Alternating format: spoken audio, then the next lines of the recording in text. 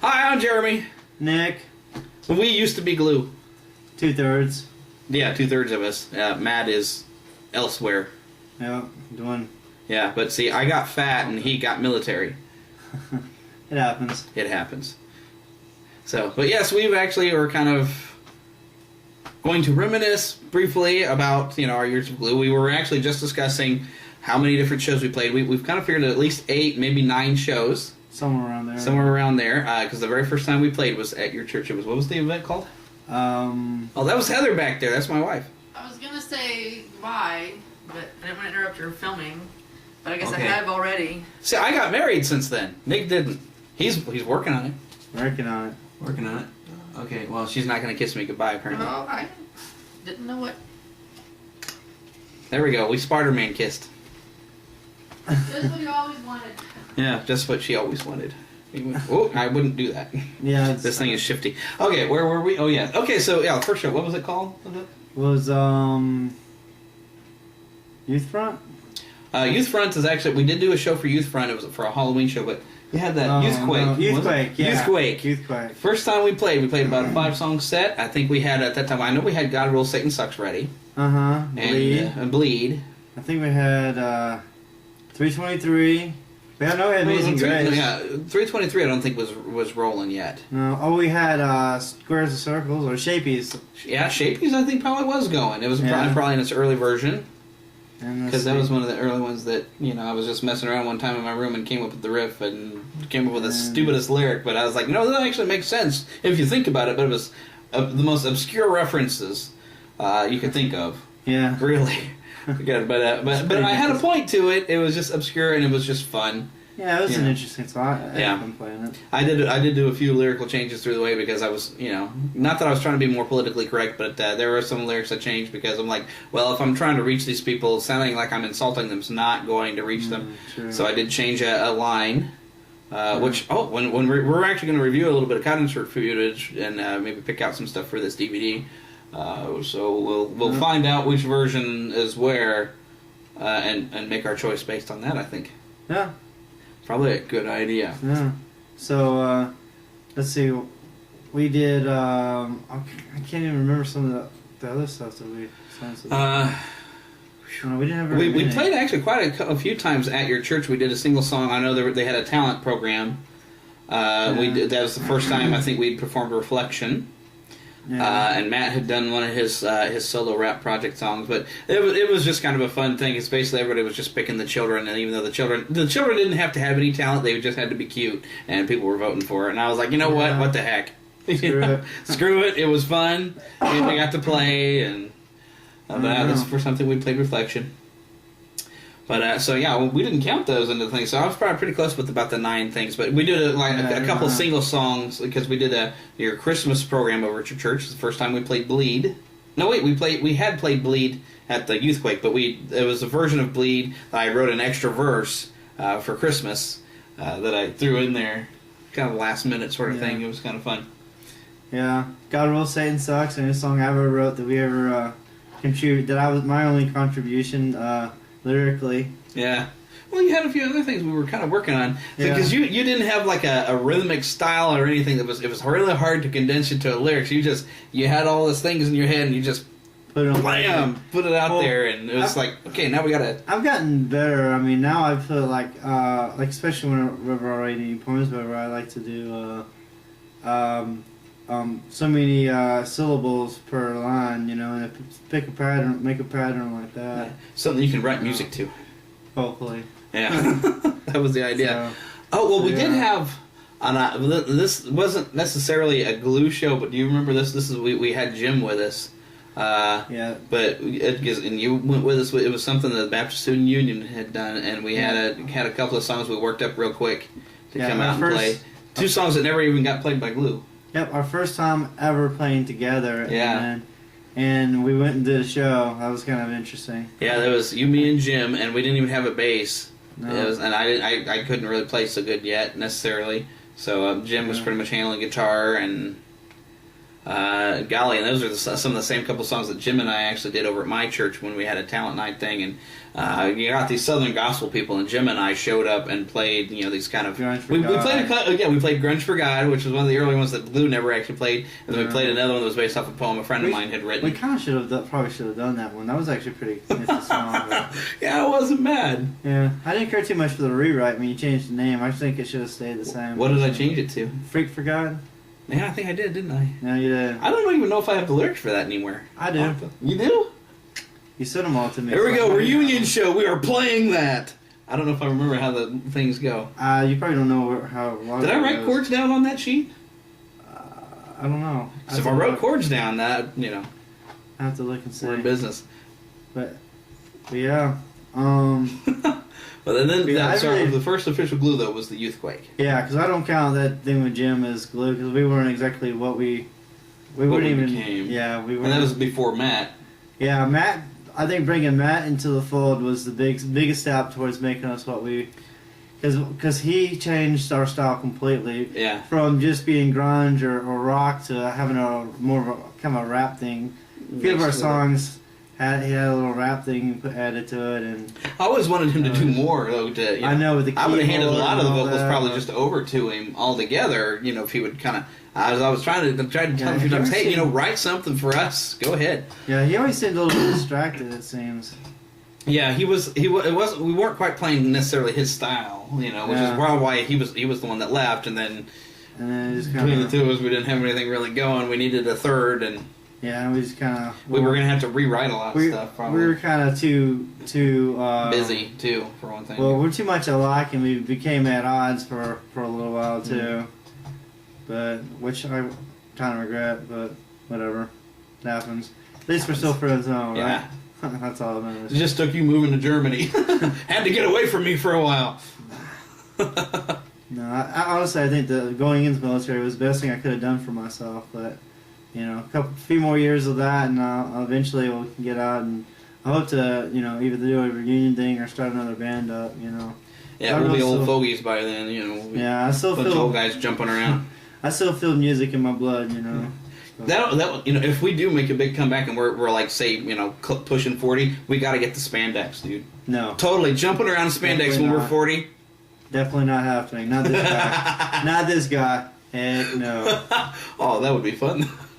Yeah, we'll be the new Striper. You can do it, and I'll wear a mask so nobody knows who I am. Good idea for a gimmick. We'll do the spandex and the masks. We'll be Striper and Slipknot all together. Stripe Knot.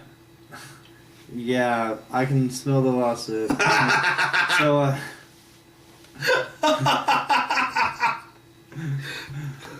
don't know. I thought it sounded like fun. Anyways, but we were going through shows. I don't know where the next place... I know we always wanted to play at the New Earth back when it was in existence. Yeah. It's now a Mainstream Cafe, and they're a different building. But the guy who ran it was really a stickler. He wanted to hear a recording that was not done in a garage, which that was our studio. We had a garage or a church that we did our recordings on. I don't understand why he did... Because some bands just can't... I think he missed out on a lot of talent, not just us, but a lot of other local bands doing that. Probably. Not everybody can afford to make a recording, We were working on it, but it never went to fruition, Yeah. We can only do so much. So we never got to play there, but we did get down to play the Yahweh Cappuccino House, which... Yeah, it was interesting. Well, that place was kind of a dive. But we played that after we played at Oak Park High School, which, kind of a fluke. That was actually through a friend of mine that was still a student there, that was somehow or another associated with the Fellowship of Christian Athletes, and they wanted like a band or something to come in for an event they were having for a lock-in or whatever, and so she was able to hook that up for us. And we were supposed to play for this one, Humane for Habitat for Humanity? Or something like that, and that never came to, I don't know. Yeah, I think there was some mention, but I don't remember. Yeah, we never did. We had to play it. We never got to play it anyway. Yeah. We try to keep our schedule kind of full anyway, so... Yeah. We did a pretty good job of getting some shows lined up. Because then we played for Youth Front, which mainly I mentioned before. This guy. Yeah, it's not... Yeah. I want to take full credit because I really felt God had called us into ministry, so He kind of took care of it. But I had golly, I don't even know how this had happened. Well, I actually no. Yeah. Okay. So I guess it started with our Heather's church, who you saw earlier, was doing this thing called Reality Check. And they were having a lot of local bands come in. We were supposed to come and play it. But it got rained out. But one of the bands that was supposed to be... that's, I guess, where we first met up with that one feller. No, wait, because we were pulling them to that show. I don't know I don't know how I met this guy, but he was a pastor at a church, and they were needing a band to open for them for a Youth Front event for a Halloween thing. And so we got to open for them. That was a lot of fun. The kids were throwing beach balls around and stuff. And even though we were in a gym, the acoustics were really terrible in a gym. But it was a lot of fun. I think that's when y'all didn't have me as a drummer. No, we had you at the Youth Front event. I don't remember. I was dressed as Captain Kirk. Because that's when I'd cut my hair and bleached it. I remember that now. I forgot. I think I was dressed as... That was after I cut my hair. Oh my goodness. Because I had hair faces. I think before all that, it was when we had played the Olive Branch. Up in St. Joe, which that actually came about because I was working in a KB toy store, and I was talking to a customer, and she did photography up there. I mean, we wanted to get some pictures done, and it turned out that she was associated with this place called the Olive Branch, and so we managed to get a show set up and got some really nice photos done that we were able to hand out, and we actually signed a few of them at the Reality Check camp out before we actually got a chance to get rained out that one night. Which, that's always just a fun story, because you somehow or another were talking to some girls or whatever in the tent, and y'all fell asleep, and Matt and I wake up in our tent and wonder, where's Nick? Where's Nick? And we find Nick in between all these girls in the tent. We're like, Nick! Yeah, it's just, that's right. Nothing came of it, just so everybody knows, nothing happened, but a lot of laughter.